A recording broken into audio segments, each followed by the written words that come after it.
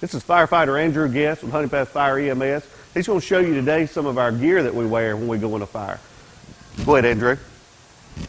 All right. First of all, he puts on a flash hood. It's going to cover his ears and his neck. Once he gets everything on, you'll notice there's very little or no skin exposed. Everything's covered up. Next, he's going to put on his bunker boots, bunker pants. If you notice, it just comes up kind of in one motion. Puts the suspenders on to hold his pants up. Everything's got buckles and snaps and Velcro so we can get in it pretty fast. Our goal, at a fire or going to an emergency is to have this on in under a minute.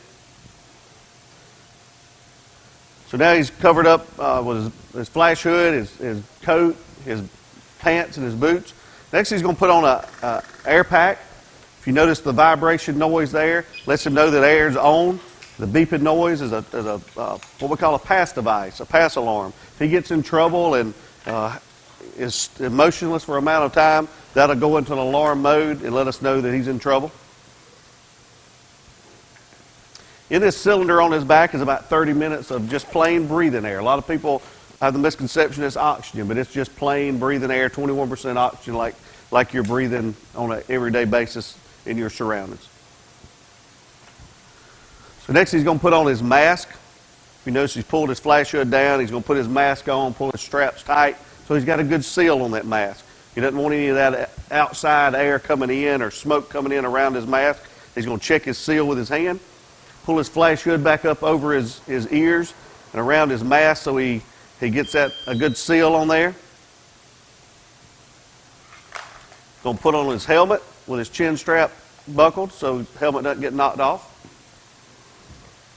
This part he just unsnapped is what's called the regulators. That's where the air actually comes from the cylinder that's on his back through the hose on his shoulder, and it'll come into his face piece. In the event he runs low on air, that face piece will vibrate, and it'll let him know that he's starting to run low on air, and he's got about 5 minutes of air left. He hooks in, able to take a breath.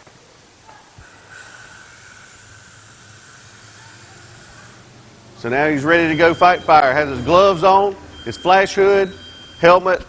All of his skin's completely covered. If you notice the alarm going off, once he's still for a certain amount of time, I'll let you hear that go through the cycle. It'll start doing the tones and get progressively louder and faster as he remains motionless.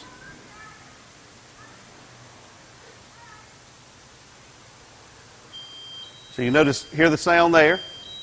So it'll start doing different sounds and let him know he needs to move. If something's happened and he's in trouble, then it'll eventually go into full alarm mode, and we know that a firefighter's in trouble. If we hear this, we know this pass device has gone off and he's in some type of trouble and we need to go look for him.